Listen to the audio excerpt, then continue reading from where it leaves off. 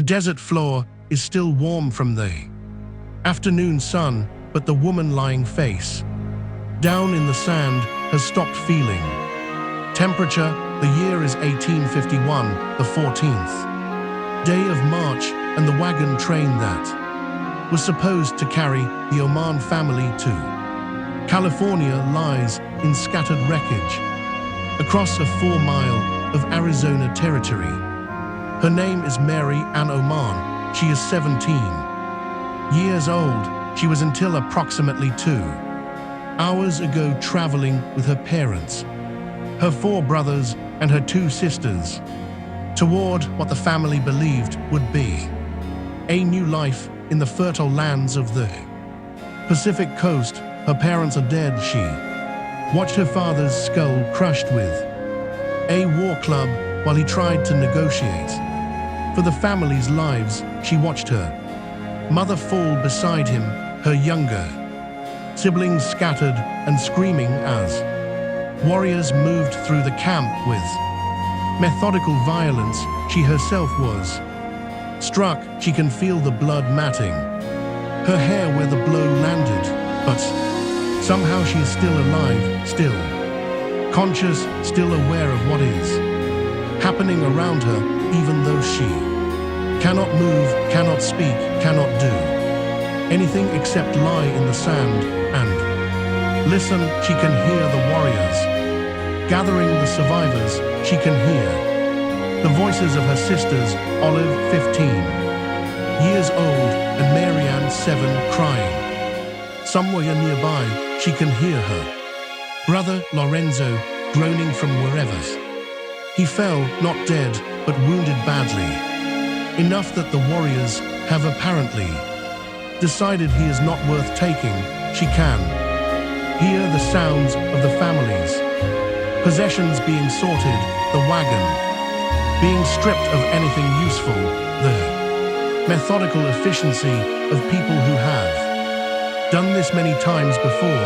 She does not yet understand that she will die here in this sand from wounds that the warriors have decided are too severe to be worth treating.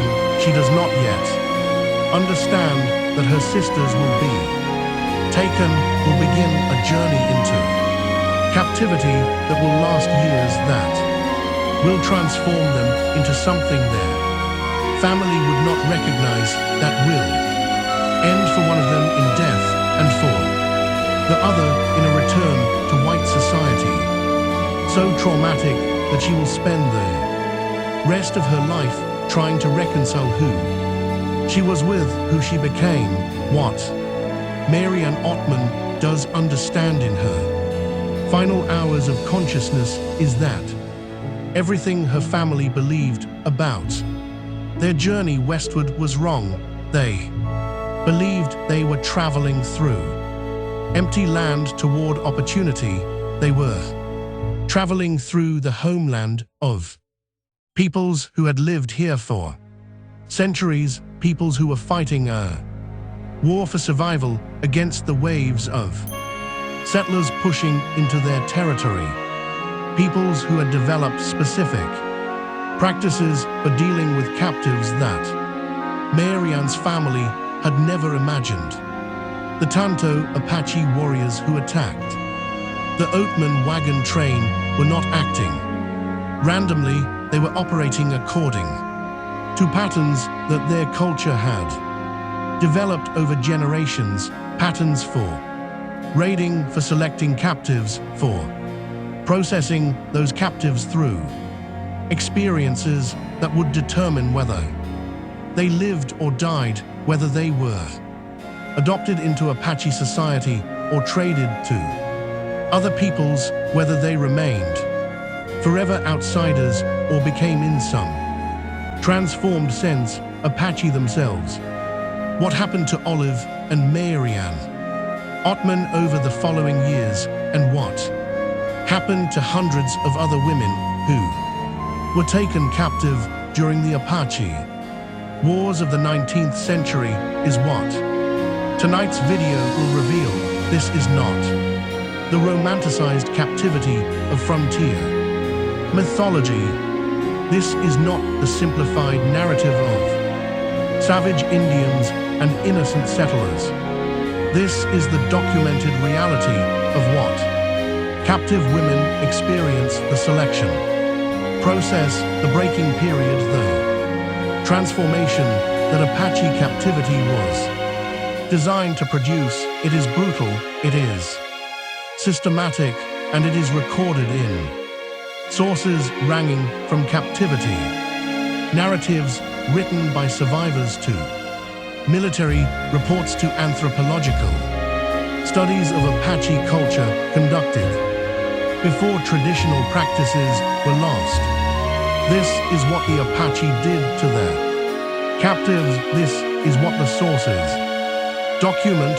This is what you were never taught. What you are about to learn has been sanitized, romanticized, and distorted in most accounts of the American frontier. You know about the Apache Wars in general terms. You have heard of Geronimo and Kuchais, of the military campaigns that eventually confined the Apache peoples to reservations, of the conflict between expanding American settlement and indigenous resistance you may have encountered. Captivity narratives in literature. Classes presented as a genre of frontier writing without much attention to the actual experiences they describe, but you have never learned what captivity actually involved. You have never heard about the specific stages through which Apache captives were processed, the initial selection that determined who lived and who died, the breaking period that destroyed previous identity, the integration protocols that transformed survivors into functional members of Apache society or prepared them for trade to other peoples. You have never encountered the detailed accounts that survivors left of practices that they struggled to describe in language their audiences could understand. Tonight you will discover what the historical sources reveal about Apache captivity in the 19th century. You will learn about the cultural logic that governed captives, taking not random cruelty, but structured practice serving specific purposes within Apache society. You will learn about the stages of captivity that survivors describe with remarkable consistency across different times and circumstances. You will learn about the physical and psychological techniques that transformed captives into something other than what they had been. You will learn about Olive Oatman, who was 15 years old when she was captured and who spent 5 years in captivity before being ransomed back to white society, her face marked with the tattoos that identified her as a captive and that she would carry for the rest of her life. About Sarah Ann Horn, who was captured in Texas and who left one of the most detailed accounts of the early stages of Apache captivity. About Leonard Pennington Page, who was captured in 1860 and whose story reveals the specific practices used to break resistant captives. About the unnamed women documented in military records whose fates can be reconstructed from fragments that soldiers and officials recorded. You will learn these things from primary sources, from the captivity narratives that survivors wrote or dictated, from military and government records, from anthropological studies conducted when Apache elders still remembered traditional practices, from archaeological evidence that confirms what written sources describe. Reality of Apache captivity is documented in sources that have been available to scholars for over a century, but that popular understanding continues to ignore. Subscribe if you want to understand what the American frontier actually looked like for those who experienced it as captives rather than as settlers or soldiers. Comment below telling me where in the world you are watching from, because Marianne Oatman is lying in the Arizona sand, taking her final breaths, and her sisters are being gathered with the other survivors, and I am going to tell you exactly what happened next, what the sources document, what the captives experienced, and what the evidence reveals about practices that shaped the lives of hundreds of women across decades of frontier conflict. But first, I need to explain the cultural context that made Apache captivity different from what most people imagine.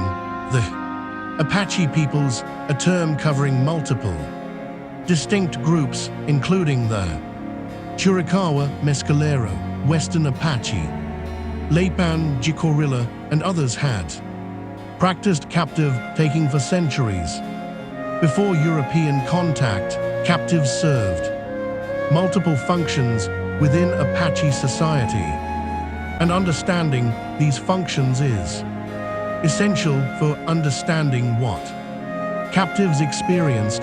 The first function was demographic replacement. Apache warfare, like warfare among many indigenous peoples, produced casualties that threatened community survival. Captives, particularly women and children, who could be integrated into Apache bands, helped offset these losses. Women who were successfully transformed into an Apache wife and mother contributed to the community's future in ways that simply killing her would not. The second function was labor. Apache economy depended on work that captives could perform, processing hides, gathering food, maintaining camps, caring for children. A captive who proved capable and compliant could become a valuable economic asset, contributing labor that freed Apache women and men for other activities. The third function was trade. Captives were valuable commodities in the extensive trade networks that connected different indigenous peoples across the Southwest. A captive taken by Apache raiders might be traded to Comanche, Navajo, or other peoples, exchanged for horses, weapons, or other goods that the Apache valued.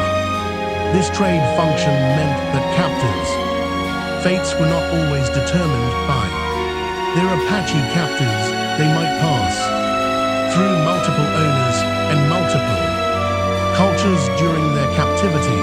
The fourth function was revenge and psychological warfare. Captive taking terrorized enemy populations in ways that simple killing could not.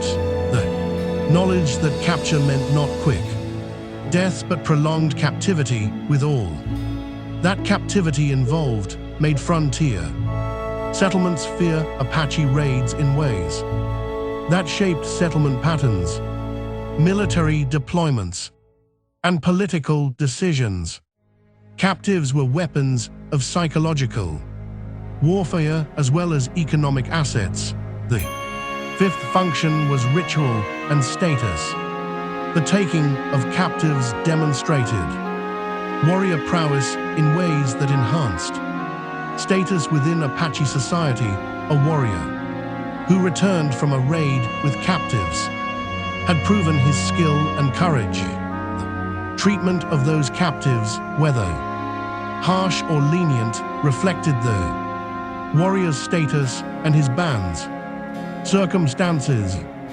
These functions shaped every aspect of how captives were treated. The selection Process determined which captives served, which functions the breaking process, prepared captives for their assigned roles, the integration or trade. Processes completed the transformation from enemy outsider to economic asset. Nothing in the system was random, even when it appeared chaotic to captives who did not understand the cultural logic governing their treatment. The Oatman family stumbled into this system without understanding any of it. They were traveling through Apache territory during a period of intensifying conflict between Apache peoples and American settlers. They were poorly armed, poorly informed, and traveling in a group too small to defend itself effectively. When Tonto Apache warriors encountered them, the family represented an opportunity for plunder, for captives, for sending a message to other settlers about the costs of entering Apache territory. The attack followed patterns that Apache raiders had refined over generations. The warriors assessed the target, identified its vulnerabilities, struck with overwhelming force at the optimal moment, and efficiently processed the aftermath, killing those not worth taking, selecting captives based on established criteria, gathering plunder, and withdrawing before any response could be organized. Olive and Mary and Oman were selected because they met the criteria for valuable captives. They were female, which meant they could potentially be integrated into Apache society or traded at higher prices than male captives. They were young enough to be transformed through the captivity process, but old enough to perform useful labor. They were healthy enough to survive the journey that would follow. They were valuable. Their parents and brothers were killed because they did not meet these criteria. Adults, men were dangerous. They might resist, might attempt escape, might cause problems that exceeded their value.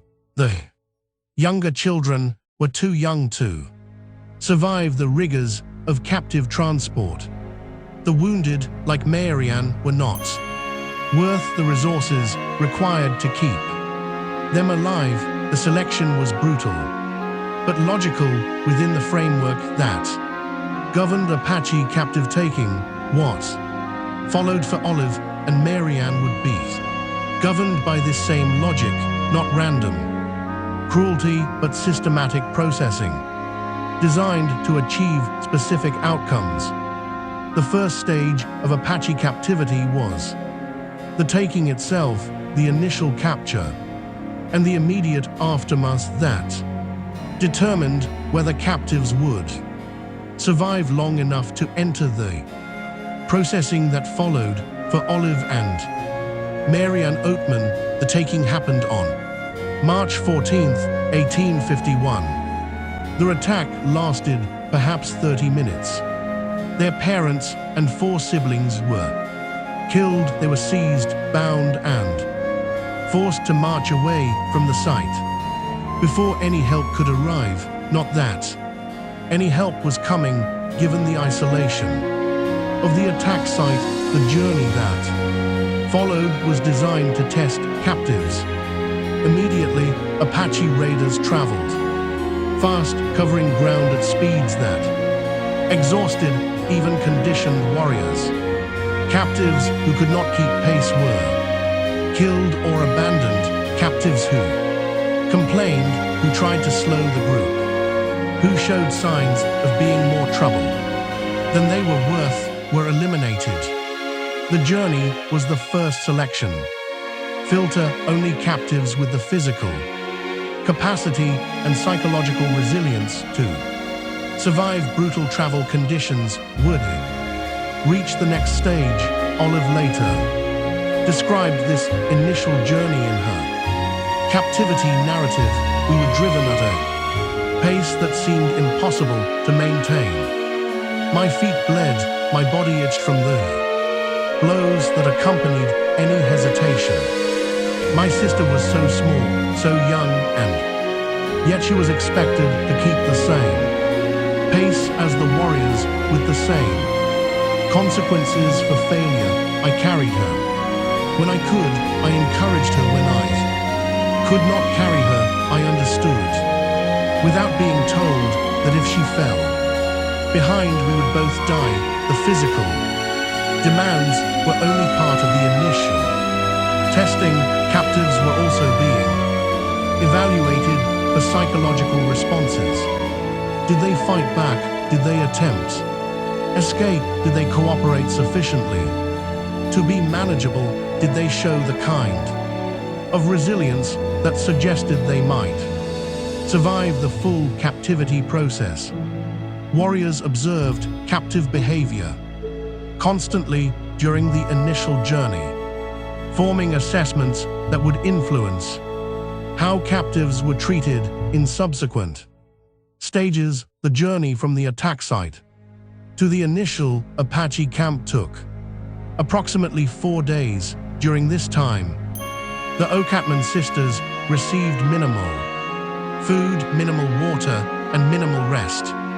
They were bound at night to prevent escape. They were struck for any behavior that annoyed their captors. They were stripped of their remaining American clothing and given minimal garments more suited to desert travel. By the time they reached the Apache camp, they had already been transformed from members of a settler family into captives whose survival depended entirely on their ability to meet Apache expectations. The breaking had already begun when captives reached Apache camps. They entered an assessment period during which their fate would be determined. This assessment was not a single event, but an ongoing process lasting days or weeks, during which captives were evaluated, assigned preliminary status, and began learning what would be expected of them. For the Oatman sisters, assessment began immediately upon arrival at the Tanto Apache camp. They were presented to the band's leadership, displayed to the community, and subjected to evaluation that combined physical examination with behavioral testing. The physical examination assessed their health, their capacity for labor, their physical characteristics that might affect their value in trade or integration. Olive was 15, approaching the age when she might be considered marriageable. Mary Ann was 7, young enough that she might be successfully raised as Apache if the band chose to keep her. Both were examined for injuries from the journey, for diseases that might spread to the community, for physical capabilities that would determine what work they could perform. The behavioral testing assessed their psychological state and their likely responses to captivity. Were they docile or resistant? Did they follow commands? Did they show intelligence that might make them useful or dangerous? Did they form bonds with each other or with their captors in ways that might be exploited? Warriors and women alike observed the sisters, constantly forming judgments that would determine their treatment. The assessment period for the Oatman sisters lasted approximately 1 year. During this time, they were kept as slaves in the Tanto Apache camp, performing labor under conditions that the assessment process used to evaluate their capabilities and compliance. Olive described the work expected of captives. We gathered food, roots, berries, seeds, anything edible that the desert provided we processed hides, scraping and treating them under the direction of Apache women who showed us nothing but contempt. We hauled water, gathered firewood, maintained the camp inns. Whatever ways we were directed, we worked from first light until darkness, with barely enough food to sustain the labor required of us. The labor itself was testing. Could the captives perform the work required? Could they learn this? Skills needed? Could they function under conditions of minimal food and maximal demand? Captives who failed these tests, who could not learn, could not work, could not survive the conditions, did not advance to the next stage. They were killed or allowed to die or traded at reduced prices to peoples who might find use for less capable slaves. The Oatman sisters passed these tests. They learned, they worked, they survived, and approximately 1 year after their capture, their fate was determined. They were to be traded. The Tanto Apache traded the Oatman sisters to the Mojave people approximately 1 year after their initial capture. This trade was not unusual. Captives frequently passed through multiple owners during their captivity, their fates determined by economic calculations rather than personal relationships. The trade journey took several days, crossing desert terrain to reach Mojave territory. Along the Colorado River, the sisters were transferred like any other trade. Goods, their value assessed, a price negotiated, ownership transferred to their new captors. The Move were culturally distinct from the Apache, with different languages, different customs, different approaches to captive treatment. The sisters were entering a new cultural system, one that would shape their experience for the next 4 years. What happened to the sisters in Mauve captivity diverged. Both were tattooed on their chins with the distinctive marks that Mojave people used, marks that would identify them as Mojave, affiliated for the rest of their lives. Both were assigned to Mojave families who would be responsible for their maintenance and supervision, but their experiences within this system differed based on their ages, their responses, and circumstances beyond their control. Mary Ann was young enough that the Mojave apparently attempted genuine adoption. She was placed with a family that treated her, by some accounts, more like a daughter than a slave. She learned the language. She participated in community life. She began the transformation that might have eventually made her Mojave in all but blood origin. Olive was older, past the age when full adoption was typical, but young enough that she occupied an ambiguous status, not quite slave, not quite family, something in between that the Mojave social system could accommodate, but that Olive herself found disorienting. She described her position. I was told I was a daughter of the chief's family. I was given food when food was available, shelter when shelter was available, but I was also marked as different. The tattoos on my face proclaimed my status as someone who had been taken, who had been transformed, who would never be fully one of them, regardless of how long I lived among them. I belonged and I did not belong. I was family and I was property. The contradiction never resolved. The 4 years that Olive spent with the Mojave included periods of relative comfort and periods of severe hardship when food was Plentiful captives ate when famine struck as it did in 1855, killing many. Mohave, including Marian captives, suffered disproportionately. Marian died during this famine at approximately 11 years of age, her body unable to survive the deprivation that the community experienced. Olive survived. She survived because she was older, stronger, more capable of enduring deprivation.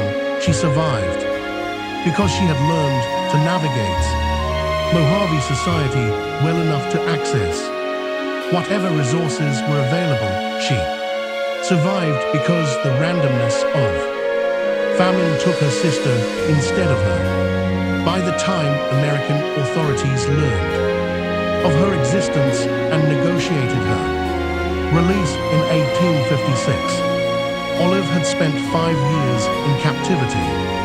She was 20 years old. She had been transformed in ways that neither she nor her rescuers fully understood. Let me now describe in detail what the sources reveal about the breaking process that Apache and related peoples used on captives, the systematic techniques designed to destroy previous identity and create compliance. The process began immediately upon capture and continued through the entire period of captivity, though it was most intensive during the first weeks and months. The techniques used were consistent across different Apache groups and across different time periods, suggesting established practices transmitted across generations. The first technique was physical exhaustion. Captives were worked to the limits of their endurance, given minimal food and water, denied adequate rest. This exhaustion served multiple purposes. It prevented escape attempts, it reduced psychological resistance, and it began teaching captives that their survival depended on meeting their captors' demands. Saran Horn, captured in Texas in 1836, described the exhaustion. They kept us moving constantly. When we stopped, we worked. When we worked, we were watched. When we rested, we were bound. There was never a moment when we could gather our thoughts, plan our escape, consider our situation clearly. We were too tired to think. We were too hungry to plan. We existed from moment to moment, focused only on surviving until the next moment. The second technique was isolation. Captives were separated from each other, when possible, prevented from communicating in their native languages, cut off from any source of support or validation for their previous identities. This isolation created psychological dependency on captors. The only humans available for interaction were the people who had taken them. The third technique was identity destruction. Captives' names were replaced, their clothing was replaced, their hair was often cut or styled according to Apache customs. Every visible marker of their previous identity was removed and replaced with markers indicating their new status. They were forbidden to speak their native languages. They were punished for any behavior that indicated they still considered themselves members of their original culture. Larsina Pennington Page, captured in 1860, described the identity destruction. They took my name first. I was not Larsina anymore. I was a word in their language. That meant the white woman, or sometimes the slave. Znort, when I used my own name, when I spoke English, when I tried to pray in the ways my mother taught me. I was beaten I learned to answer to what they called.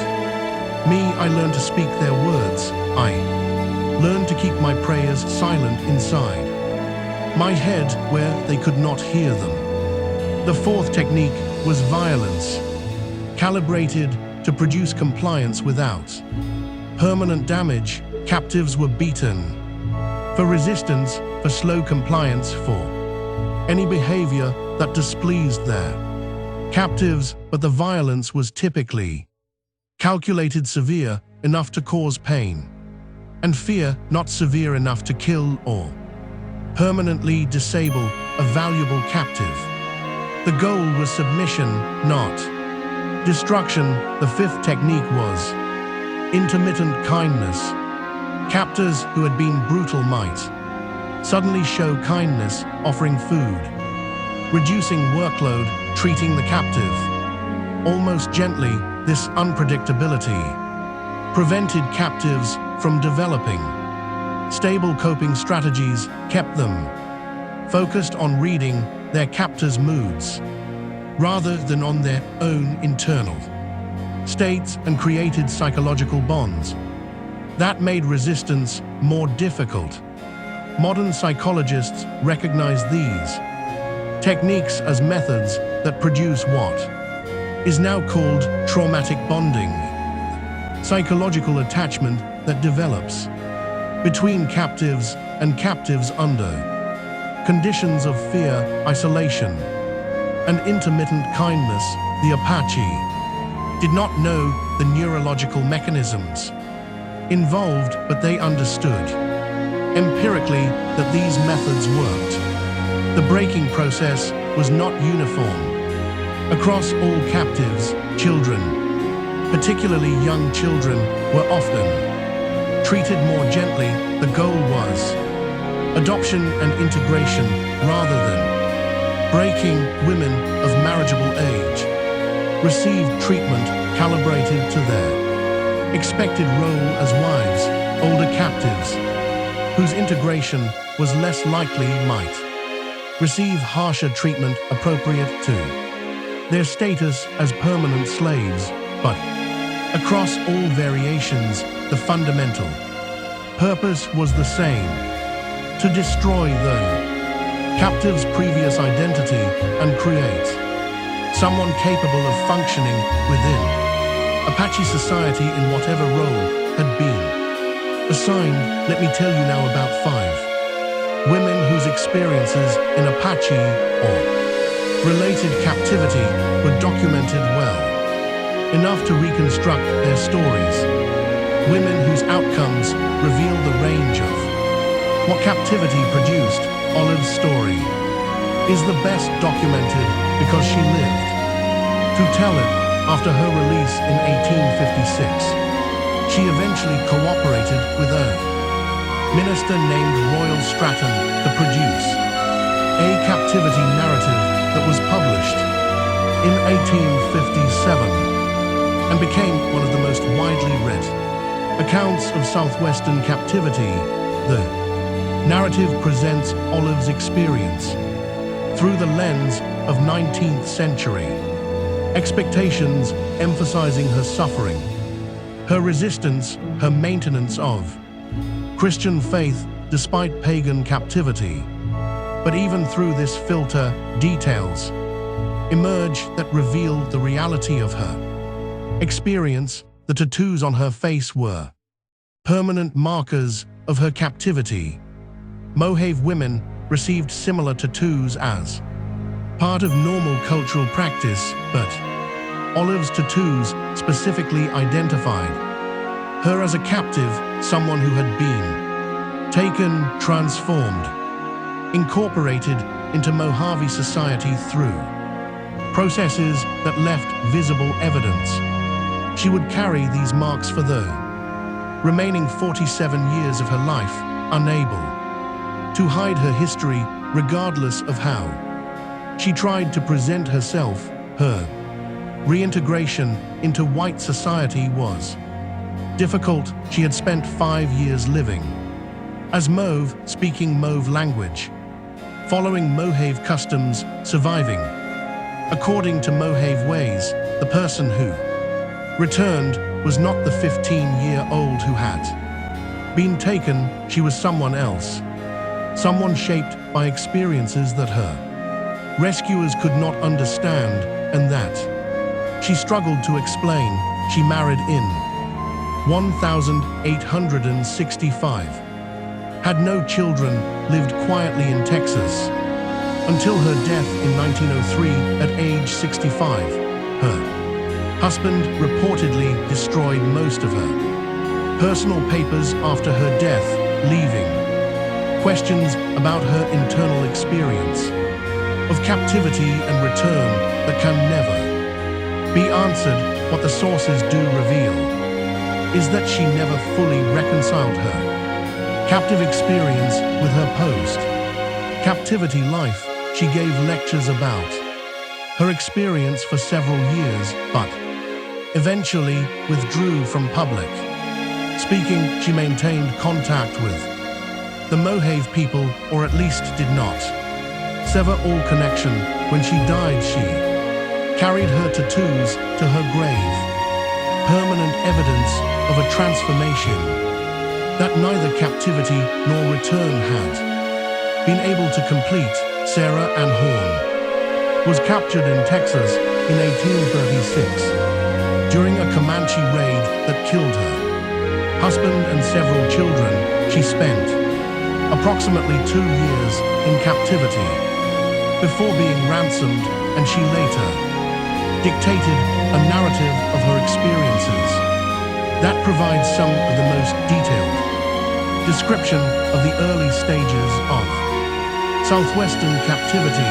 Her narrative emphasizes the initial shock of capture and the physical brutality of the early period. I was seized while trying to reach my children.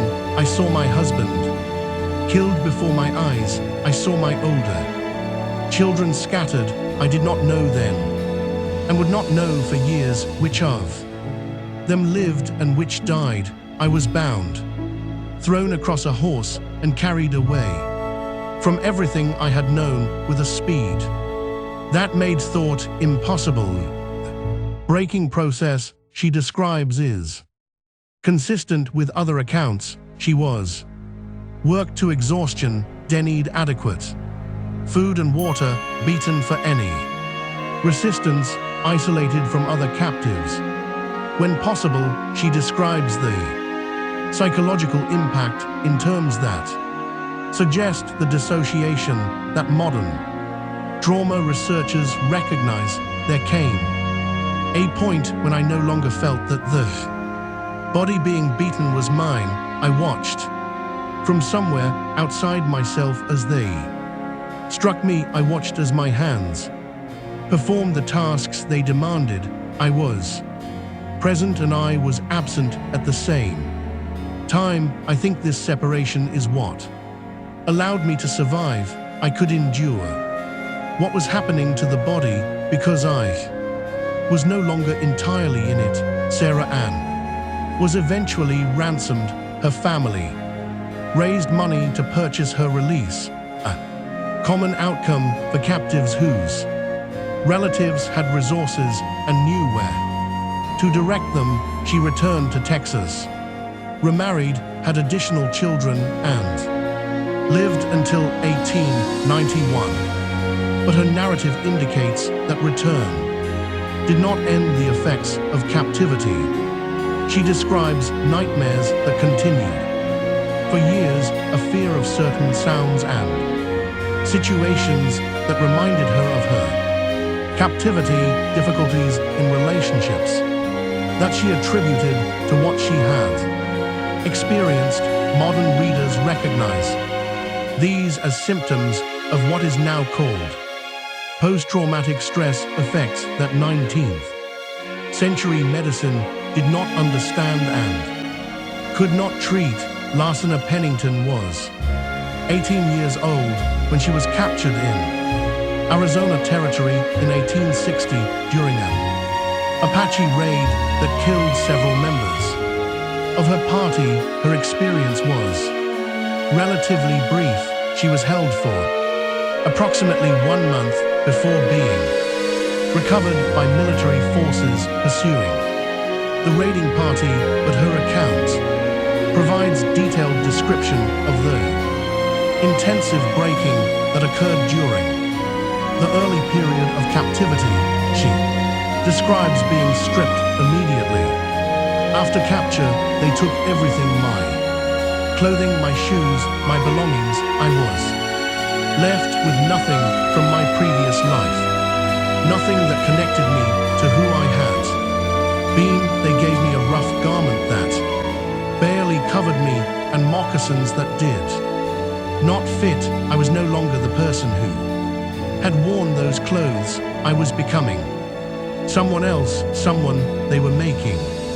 The month she spent in captivity included intensive labor, physical punishment, and the beginning of the identity destruction process. She was given an Apache name, forbidden to speak English, required to perform tasks that demonstrated her submission to Apache authority. What makes Lars's account distinctive is her description of resistance and its consequences.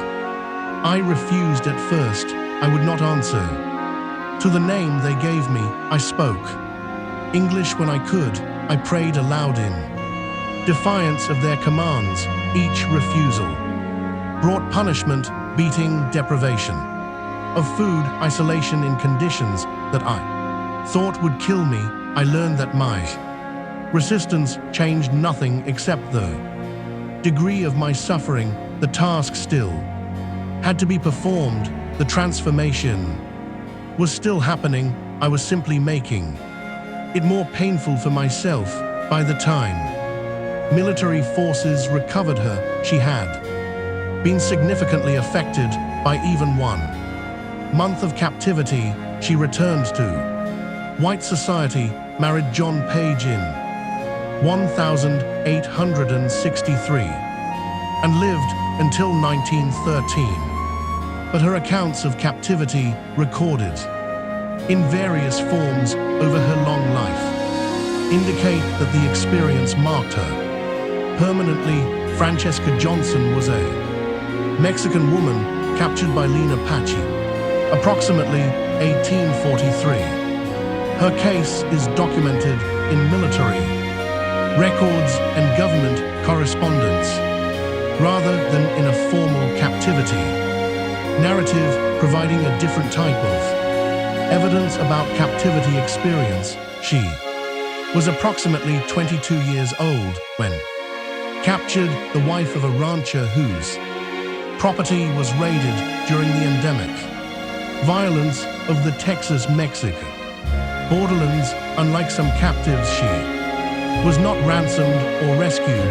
She spent approximately 11 years in captivity before being recovered during a military campaign against Leon bands in 1854.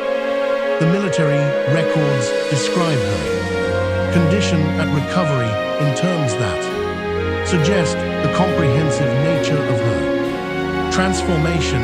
The woman calling herself Francesca Johnson was recovered among the Lipan camps. She speaks Apache fluently and Spanish with difficulty, apparently having lost facility with her native language during her years of captivity. She shows reluctance to leave the Apache band and had to be restrained. During removal, she claims to have children among the Lipan whom she was unwilling to abandon. Her mental condition is assessed as confused. Her attachment to her captors apparently genuine despite the conditions of her captivity. This description reveals something that many captivity accounts minimize: the genuine transformation that long-term captivity could produce. Francesca had spent 11 years among the Lipan. She had borne children with Lipan men, children who were in her experience. Her family she had formed Relationships, learned skills, built a life within the constraints of captivity. When rescue came, it meant being torn away from this life as violently as her original capture had torn her away from her Mexican existence. Her fate after recovery is unclear in the records. She was apparently returned to Mexican authorities, but whether she was reunited with any surviving original family, whether she adjusted to life outside captivity, whether she survived long after her second uprooting, these questions cannot be answered from available sources. Her story reveals the complexity that simple narratives of captivity and rescue often obscure. Captivity transformed people. That transformation was genuine. Return to original society was itself a form of trauma, a second uprooting that demanded another transformation that some captives could not make. The military records of Fort Buchanan, Arizona territory contain references to a captive woman recovered in 1858 whose name was never recorded. The records identify her only as a white woman recovered from Apache captivity in severely impaired condition. The circumstances of her capture are not documented. The records indicate only that she had been held for several years, that she was recovered during a military engagement with a Chiricahua band, and that her condition at recovery was such that the military surgeon recommended she be confined for her own protection. The surgeon's notes provide clinical description. The woman is unable to give coherent account of her identity or origin. She responds to English speech but does not produce intelligible English in return. She has numerous scars indicating past injury. Her behavior alternates between passivity and violent agitation. Without apparent cause, she cannot be left unattended without risk of self-harm or flight. Diagnosis: complete mental derangement resulting from prolonged captivity among savages. 19th century medicine had no framework for understanding what we would now recognize as severe post-traumatic stress with dissociative features. The surgeons saw mental derangement where modern psychology would see a trauma response, the complete psychological breakdown that some captives experienced when the breaking process exceeded their capacity to adapt. The records indicate that this woman was transferred to a facility in Santa Fe, New Mexico for continued confinement. What happened to her after this transfer is not documented. She appears in the historical record as a nameless case study, evidence that the captivity process could destroy minds as well as transform them. Her story is the dark counterpoint to the survival narratives that have received more attention. Olive Oatman survived and wrote a book. Sarah Ann Horn survived and dictated her experiences. Lena Page survived and lived into the 20th century, but some captives did not survive in any meaningful sense. Their minds broke under pressures that exceeded what human psychology could endure. The variation in captives treatment from the relatively mild experience of adoption to the severe treatment that produced complete psychological collapse was not random. It reflected the purposes that different captives were expected to serve. Captives intended for adoption, particularly young children, received treatment designed to facilitate genuine integration. They were taught skills, included in community activities, treated in ways that encouraged attachment to their new families. The goal was to create someone who would function as a genuine community member, whose loyalty and attachment would be real rather than coerced. Captives intended for marriage received treatment calibrated to their expected role. They were broken enough to ensure compliance, but not so broken that they could not function as wives and mothers. They were taught the skills expected of Apache women. They were integrated into households where they would serve specific functions. Captives intended for labor or trade received harsher treatment. Their psychological well-being was less relevant to their function. They needed to work not to form attachments. The breaking process for these captives was more severe, the conditions of their existence more brutal. Captives who resisted persistently, who could not be broken through standard methods, who proved more trouble than they were worth, were killed or allowed to die. The investment required to break them exceeded their potential value.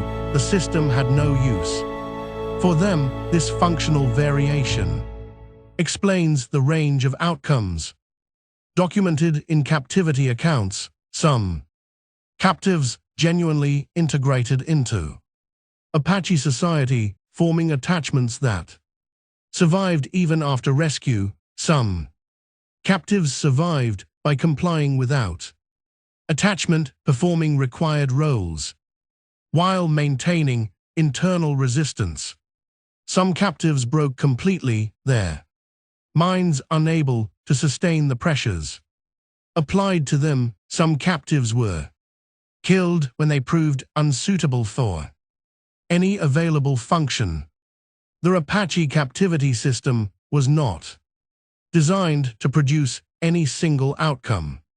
It was designed to sort captives into functional categories and process them appropriately for each category. The brutality was systematic, serving purposes that made sense within the cultural logic of Apache society, even when they made no sense to captives who did not understand that logic. Experiences of women in Apache captivity are documented in multiple categories of surviving evidence. Captivity narratives constitute the most detailed source. Women like Olive Oatman, Sarah Clear's Throat, Anne Horn, and others wrote or dictated accounts of their experiences that provide first-person description of what captivity involved. These narratives must be read critically. They were produced for 19th century audiences with specific expectations, and they were filtered through editorial processes that shaped their content, but they provide detail that no other source type matches. Military and government records provide a different category of evidence. Army reports, correspondence between officials, records of ransom negotiations, and captive recoveries document captivity from an external perspective. These sources lack the internal perspective of captivity narratives, but they provide information about scale, about treatment patterns, about outcomes that captivity narratives may not address. Anthropological studies conducted in the late 19th and early 20th centuries, while Apache elders still remembered traditional practices, documented captive taking from the Apache perspective. These studies describe the cultural logic governing captive treatment, the stages of processing, the purposes that captives served, information that explains patterns visible in captivity narratives and military records. Archaeological evidence confirms aspects of what written sources describe. Excavations at Apache sites have uncovered evidence of captive presence, material culture of non-Apache origin, skeletal remains, showing evidence of violent injury, spatial organizations suggesting the housing of captive populations distinct from community members, physical evidence on survivors' bodies documented. What written sources describe. Olive Oman's tattoos were photographed and can still be seen, scars described in military reports and captivity narratives left permanent marks on bodies that could be examined and documented. These physical traces confirmed that the experiences described were real. The weight of evidence makes Apache captivity one of the better documented captivity systems of the 19th century American frontier. What captives experienced is not speculation or legend. It is documented in sources that have been available to scholars for over a century. The return of captives from Apache captivity was not the end of their ordeal. Returned captives face challenges of reintegration that many found as difficult as captivity itself. The physical markers of captivity tattoos, scars, physical damage could not be hidden. Returned captives bore visible evidence of their experience that marked them as different, that invited questions and judgments that many found painful. Olive Oatman's chin tattoos drew stares wherever she went for the rest of her life. The psychological effects of captivity persisted long after return. Captives had been transformed by their experiences in ways that did not simply reverse. When they re-entered white society, they had learned to function within Apache cultural frameworks, had developed relationships and attachments within that framework, had become someone other than who they had been. Return demanded another transformation, becoming again something like who they had been before, or becoming something new that could function in white society. The social reception of returned captives was often ambivalent. 19th century society valorized returned captives as survivors and victims while simultaneously regarding them with suspicion. What had happened to them during captivity? Had they been violated? Had they formed improper attachments to their captors? Had they, in some sense, gone native, become something other than properly white? These questions shaped how returned captives were received and treated. Some returned captives integrated successfully. They married, had families, lived what appeared to be normal lives, but the accounts that survive suggest that even apparently successful integration often masked ongoing struggles, nightmares, difficulties with intimacy, psychological wounds that never fully healed. Some returned captives never integrated. They remained psychologically trapped in their captivity experiences, unable to function effectively in white society. Some were institutionalized. Some died in circumstances suggesting suicide or self-neglect. Some disappeared from historical records in ways that suggest fates too grim to document. Some returned captives maintained connections to their captive experience in ways that white society found disturbing.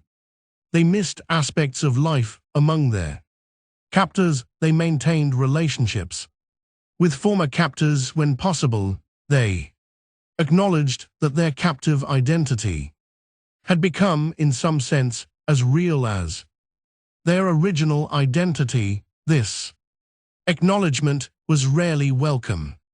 White society wanted returned captives to be grateful for rescue, not ambivalent about return. Apache captivity must be understood within the broader context of violence on the 19th century American frontier. The Apache peoples were themselves targets of violence, military campaigns, massacres, forced relocations, the destruction of their traditional way of life. Captives taking was one element of a conflict in which both sides committed atrocities, in which civilian populations on both sides suffered, in which the total casualties reached into the tens of thousands over decades of warfare.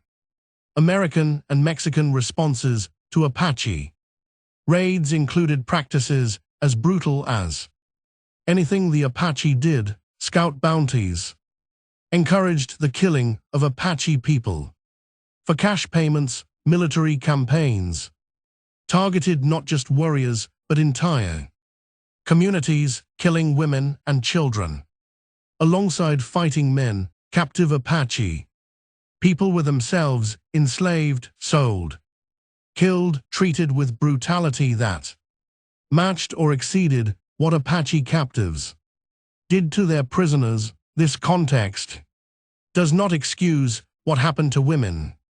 In Apache captivity, their suffering was real, their experiences were traumatic.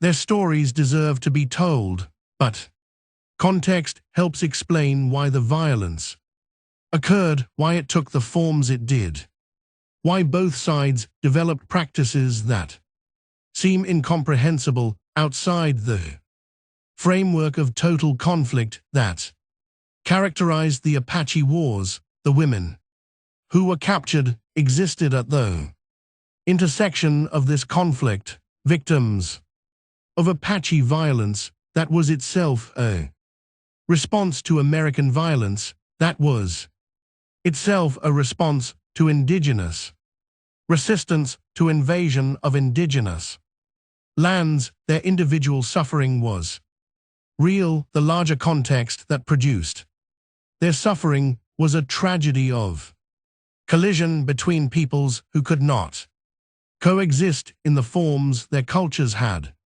taken. For Marianne Oatman, who was 17 years old when the attack came, who watched her family destroyed before her eyes, who lay dying in the Arizona sand while her sisters were taken into captivity, who died alone in the desert without anyone to mark her grave. For Olive Ottman, who was 15 years old when she was captured, who survived 5 years of captivity through adaptation that transformed her into something her family would not have recognized, who carried the tattoos of her captivity on her face for the remaining 47 years of her life, who never fully reconciled the person she had been with the person captivity made her. For Marianne Ottman, the younger, who was 7 years old when